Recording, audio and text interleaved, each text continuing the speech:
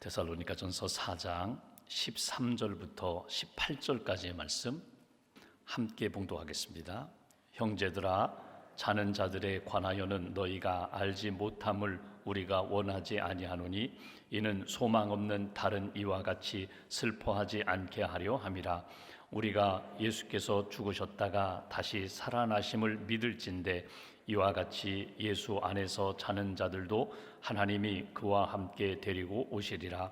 우리가 주의 말씀으로 너희에게 이것을 말하노니 주께서 강림하실 때까지 우리 살아남아 있는 자도 자는 자보다 결코 앞서지 못하리라. 주께서 호령과 천사장의 소리와 하나님의 나팔 소리로 친히 하늘로부터 강림하시리니 그리스도 안에서 죽은 자들이 먼저 일어나고 그 후에 우리 살아남은 자들도 그들과 함께 구름 속으로 끌어올려 공중에서 주를 영접하게 하시리니 그리하여 우리가 항상 주와 함께 있으리라. 그러므로 이러한 말로 서로 위로하라. 아멘. 하나님의 은혜와 평안이 여러분 심령과 가정 가운데 함께 하시기를 기원합니다. 오늘은 소망과 감사라는 주제로 말씀을 전하겠습니다. 유명한 신학자 칼 바르트는 하나님의 사람들, 믿음의 사람들은 인생을 살아가면서 두 가지를 항상 기억하며 살아야 된다, 잊지 말아야 된다, 항상 생각하면서 날마다 순간마다 하나님 앞에서 살아가야 된다. 그 첫째는 메멘토 모리, 죽음을 기억하라. 나의 죽음을 생각하라. 죽음이 있다는 것을 늘 생각하고 기억하며 살아야 한다. 그리고 또 하나는 메멘토 도미니, 주님을 기억하라. 주님을 생각하라.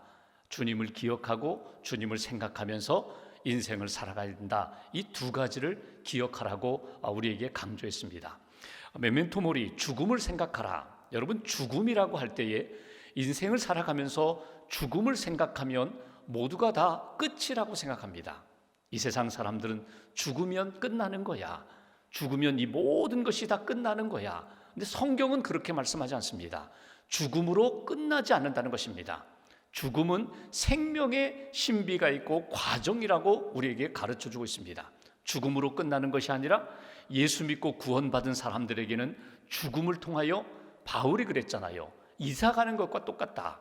이 땅에서 장막 치고 텐트 치고 살다가 이제 하늘 집으로, 하늘 천국 집으로 우리를 인도하셔서 그곳으로 이사 가는 것과 똑같다. 여러분, 생명의 신비가 있습니다. 생명은 여러분 잉태되는 과정, 출산, 태어나는 과정, 출생의 과정을 보십시오. 이건 신비입니다.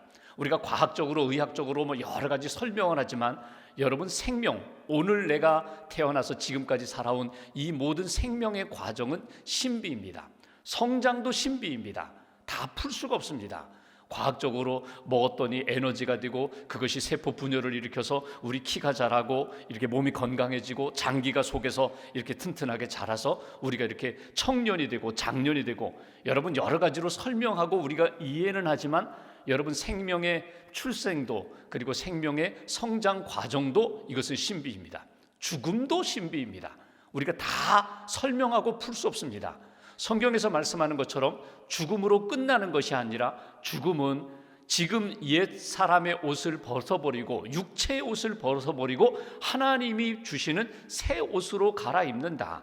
이것을 죽음으로 이사가는 것으로도 비유할 수 있고, 또 예수님이 약속하신 것처럼 부활, 너희가 신령한 몸으로 육체로 변화되는 것이 아니라 영으로만 변화되는 것이 아니라 예수님과 같이 부활의 몸으로, 신령한 몸으로 부활할 것을 우리가 사도신경에서 고백한 것처럼 그 믿음을 가지라. 죽음을 기억하라. 죽음을 생각하라. 또 하나는 너희가 주님을 생각하라고 이야기합니다. 주님을 생각하라는 것은 무엇입니까? 나의 주님 되시는 예수님을 늘 생각하며 예수님을 믿음으로 고백하며 살아라. 여러분, 예수님을 생각하라고 할 때에 예수님의 무엇을 생각할까요? 이 땅에 우리를 구원하기 위하여 이 땅에 오신 예수님, 십자가를 지신 예수님, 십자가를 통하여 우리의 모든 죄를 다 대속하신 예수님, 십자가에 달려 돌아가셨어요. 인생의 죽음, 이 땅의 육체적인 죽음, 예수님이 십자가에서 죽으셨습니다. 그런데 3일 만에 그 죽음에서 다시금 살아나신 예수님, 부활하신 예수님, 여러분, 우리가 이 땅에 살아가면서 부활이라는 용어를 곧잘 사용합니다. 무엇이 부활했다, 무엇이 다시금 살아났다, 무엇이 다시금 이렇게 회복되었다. 근데 부활이라고 할 때에는 지금까지 역사 속에서 하나님이 주신 창세기 이후에 부활은 딱 한 분, 예수님의 부활밖에 없어요. 그리고 예수님의 부활을 믿는 모든 사람들에게 그 믿음으로 우리도 부활할 것을 약속해 주셨어요. 그러니까 다시금 회생되는 것이라든가 조금 이렇게 변화되고 개선되고 바뀌어서 발전되는 것, 그게 부활이 아니라 완전히 죽은 자 가운데서, 죽음 가운데서 다시금 살아나신 분이 예수 그리스도시거든요. 그 예수님이 우리의 주님이 되신다는 거예요. 예수님의 죽음과 부활을 생각하고 믿어라. 그 예수님이 어떻게 하셨어요? 승천하셨습니다. 승천하시면서 우리에게 말씀하십니다. 성령을 너희에게 보내주리라. 우리에게 성령을 주셨어요. 그 성령은 곧 지금도 살아계신 하나님, 지금도 살아 역사하시는 나와 함께 하시는 예수님을 늘 기억하라, 늘 생각하라. 현존하시는, 지금도 예수님이 나와 함께 하셔, 지금도 우리 예배하는 이 시간, 기도하는 이 시간 내 기도를 들어주시는 하나님, 들어주시는 예수님, 그 예수님을 기억하라. 그리고 예수님이 다시 오신다고 말씀하셨습니다. 여러분, 우리가 사도신경 고백하잖아요. 그 몸의 부활과 영생을 믿습니다. 다시 오셔서 예수님을 믿는 모든 사람들을 다시 일으켜 주시리라. 이 예수님의 재림과 부활케 하시는 역사를 믿고 기억하며 살아라. 이것이 바르트가 한 이야기거든요. 그러니까 죽음을 생각하라. 그냥 죽음이 아니라 믿는 사람들, 예수 믿고 이 땅에 살아가는 사람들, 그 죽음이 끝이 아니라는 것, 죽음 이후에 부활과 영생이 있음을 늘 기억하며 살아라. 그 모든 역사를 이루신 하나님, 예수님을 생각하라. 예수님의 십자가와 그리고 죽으심과 그리고 부활과 그리고 우리에게 약속하신 성령을 주시고 다시금 이 땅에 재림하실 예수님을 늘 생각하고 기억하며 믿음 가운데 살아라. 오늘 우리가 데살로니가 말씀을 보고 있습니다. 바울이 3주 동안 머물며 복음을 전한 다음에 떠났는데 아름다운 교회가 세워졌어요. 데살로니가 교회 안에 어떤 문제가 하나 생겼습니다. 그것은 뭐냐면 재림에 관한 문제였습니다. 재림, 예수님이 속히 오리라 약속하셨는데 이 땅에 오셔서 우리를 신령한 몸으로, 예수님과 같은 몸으로 변형시키시겠다고, 변화시키겠다고 약속하셨는데 예수님이 더디 오시는 거예요. 예수님이 안 오시는 거예요. 그리고 예수님의 그 부활을, 예수님과 같은 그 부활을 믿고 기다리는 모든 사람들 중에 핍박 가운데 순교하는 사람이 있습니다. 나이가 들어 병들고 죽는 사람이 생겼습니다. 그러니까 그들 가운데 부활신앙, 재림신앙에 대하여 흔들리고 의심하는 사람들이 생겼다는 거예요. 여러분, 이것은 초대교회, 데살로니가 교회만의 문제가 아니라 초대교회 성도들 간에 있었던 그 믿음의 여러 가지 흔들리는 현상 중에 하나였습니다.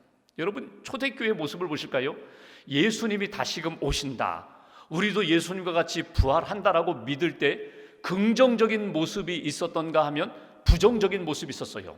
긍정적인 모습은 무엇인가 하면 데살로니가 교회도 마찬가지입니다. 여러분, 예수님 다시 오신다, 곧 오신다, 마라나타, 주 예수여 어서 오시옵소서. 마지막 잠들기 전에 창문 커튼을 이렇게 닫으면서 주 예수여 오늘 밤에 오십니까? 마라나타, 주 예수여 어서 오시옵소서. 그 예수님의 재림과 부활에 대한 믿음이 있으니까 그들이 유무상통할 수 있어요. 많이 가진 자나 적게 가진 자나 우리가 다 주 안에 있지 않는가, 우리의 남은 생애가 얼마 남지 않았다. 그러니까 내가 가지고 있는 것들 나는 다 나눌 수 있어, 베풀 수 있어, 나는 섬길 수 있어. 심지어 사도들이 그러했던 것처럼 자기의 소유를 다 팔아서 사도들 발 앞에, 교회 앞에, 하나님 앞에 내어놓고 하나님 뜻대로 사용하여 주시옵소서. 여러분, 이렇게 헌신할 수 있었던 비결이 어디 있는가 하면 예수님 곧 오신다, 예수님 오시기 때문에 이 세상에 하나님의 나라가 이루어지기 때문에 지금 내가 이 재물을 가지고 연연할 필요가 없어, 나누어 줄 수 있어, 베풀 수 있어. 이렇게 유무상통할 수 있는 그 모습은 어디에서 나타나는가? 예수님의 재림과 부활 신앙이 분명했기 때문에.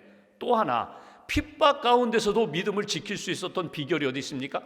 영원한 이 천국에 대한, 부활에 대한 분명한 믿음이 있었기 때문에 육체적인 것은 껍데기일 뿐이야, 우리의 영혼이 영원히 사는 길을 택해야지. 그래서 그들이 사자 바비디도 그들이 목이 잘리는 순교를 당해도 그들은 믿음을 끝까지 지킬 수 있었습니다. 이것이 예수님의 재림과 부활에 대한 분명한 신앙이 있었기 때문에 그들의 삶 가운데, 성도들과의 교제 가운데 나타났던 긍정적인 모습이라면 부정적인 모습도 있었어요. 데살로니가 교회 안에도 그런 모습이 있었다는 거예요. 어떤 모습이 있었는가 하면 사람들이 예수님이 곧 오신다라고 하니까 일을 하지 않는 거예요. 야, 굳이 뭐 일을 해서 돈 벌 필요가 있는가? 굳이 일을 하면서 땀 흘릴 필요가 있는가? 예수님 곧 오시는데 일하지 말자. 지금 가지고 있는 것만 가지고 그냥 먹고 살다가 예수님 만나서 신령한 몸으로 부활하면 되잖아. 그런 일하지 않고 게으르고 나태한 모습들이 성도들 삶 가운데 나타났다는 것입니다. 또 하나 문제는 무엇인가 하면 예수님이 곧 오신다 하는데 예수님이 곧 오시지 않으니까 믿음이 흔들리는 거예요. 의심이 생기는 거예요. 우리가 믿는 이 믿음이 맞나? 확실한가? 초조해지고 불안해지고 염려와 걱정이 생기고, 저렇게 예수 믿고 저렇게 나의 가족이, 믿음의 성도가 세상을 떠났는데, 그래서 매장을 했는데 이제 육신은 점점 썩어져 가는데, 저렇게 시간이 흘러가면은 예수님 오셨을 때 부활시켜 주신다고 했는데 이제 뼈밖에 남지 않은 저 나의 형제, 믿음의 성도가 진짜 몸으로 부활할 수 있을까? 신령한 몸으로 변화될 수 있을까? 이런 궁금증, 이런 의심들이 그들 가운데 생겼다는 것입니다. 그것을 해결하기 위하여 오늘 바울이 오늘 예수님의 재림과 부활에 대하여 가르쳐 주시는 말씀이 오늘 본문의 말씀입니다. 오늘 본문 16절 말씀을 보실까요? 이렇게 말씀합니다. 16절, 주께서 호령과 천사장의 소리와 하나님의 나팔 소리로 친히 하늘로부터 강림하시리니, 예수님이 재림하신다는 이야기입니다. 그리스도 안에서 죽은 자들이 먼저 일어나고 그 후에 우리 살아남은 자들도 그들과 함께 구름 속으로 끌어올려 공중에서 주를 영접하게 하시리니, 그리하여 우리가 항상 주와 함께 있으리라. 잠자는 자들, 먼저 죽은 자들이 다시금 예수님 재림하실 때 일어나리라.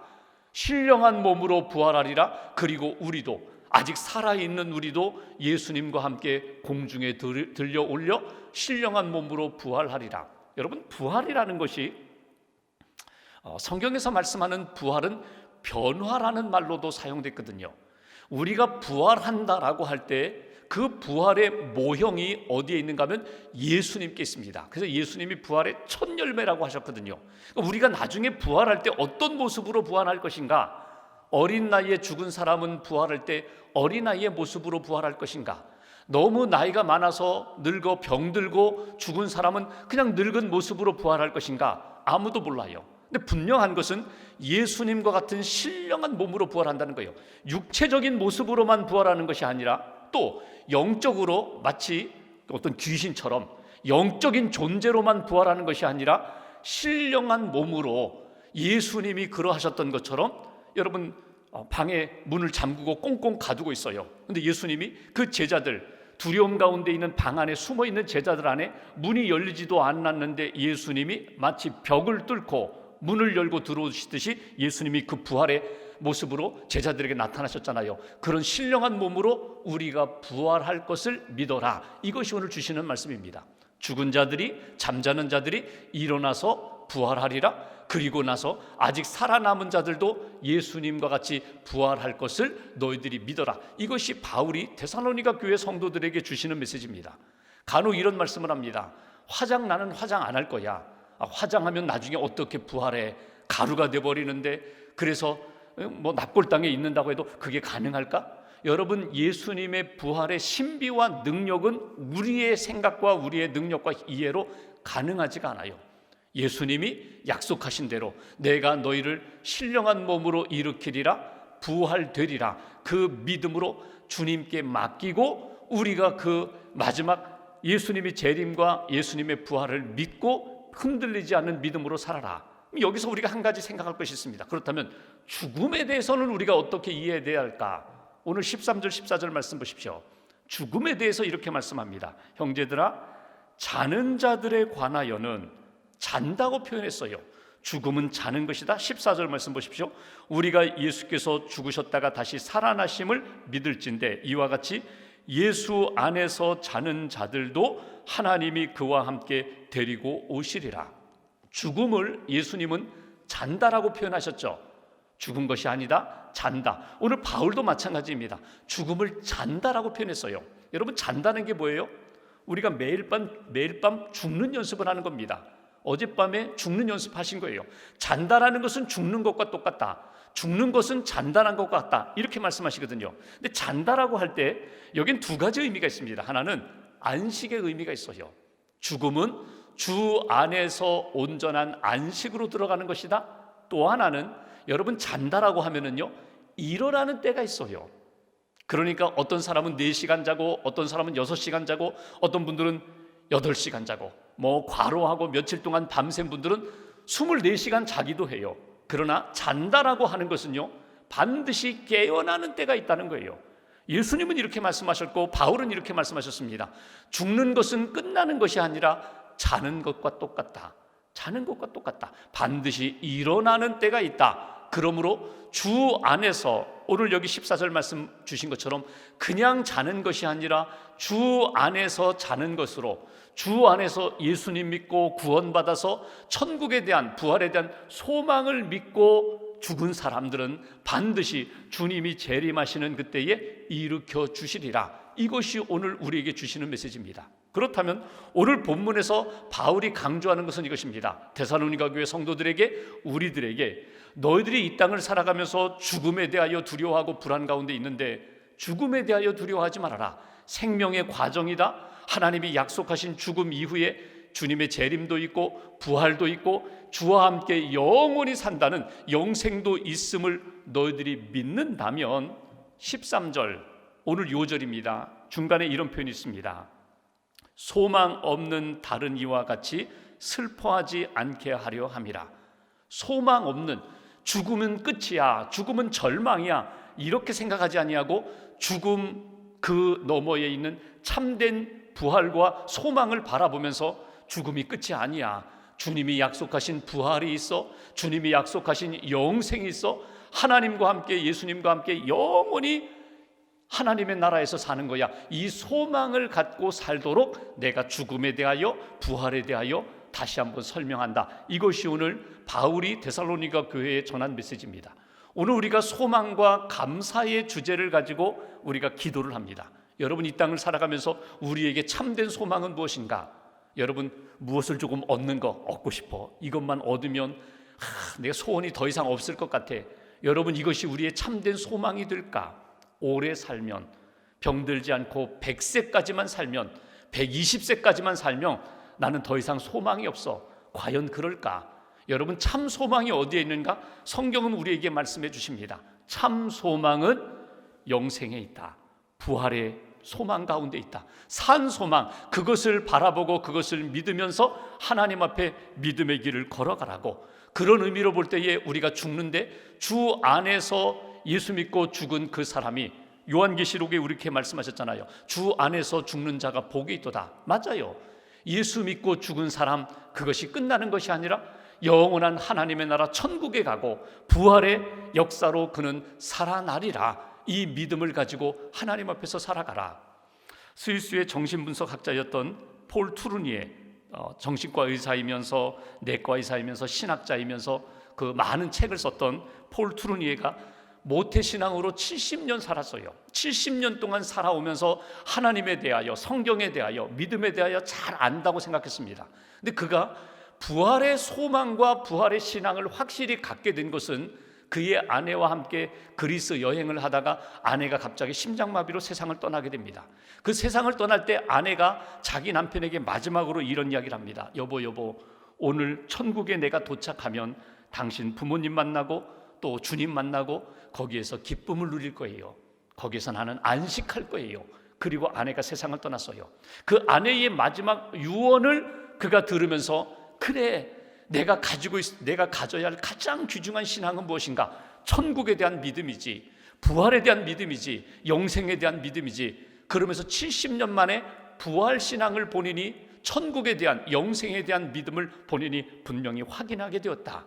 여러분 오늘 이 아침에 기도하시면서 우리가 여러 가지 기대하고 소원하는 것들, 소망하는 것들이 많지만 오늘 성경에서 우리에게 가르쳐 주셨던 것처럼 영생에 대한 소망을 잃어버리지 말아라. 부활에 대한 소망을 잃어버리지 말아라. 그리고 주 안에서 죽는 자가 복되다 말씀하신 그 말씀을 간직하시고 주님 소망 가운데 감사하며 믿음으로 살겠습니다. 소망 중에 언제나 더 깊이 그럼에도 감사하는 믿음의 길을 걷겠습니다. 다시 한번 다짐하시고 그 소망의 사람으로 오늘 하루도 남은 여생도 주님 안에서 평강을 누리고 승리하는 저와 여러분들 되시기를 주님의 이름으로 기원합니다.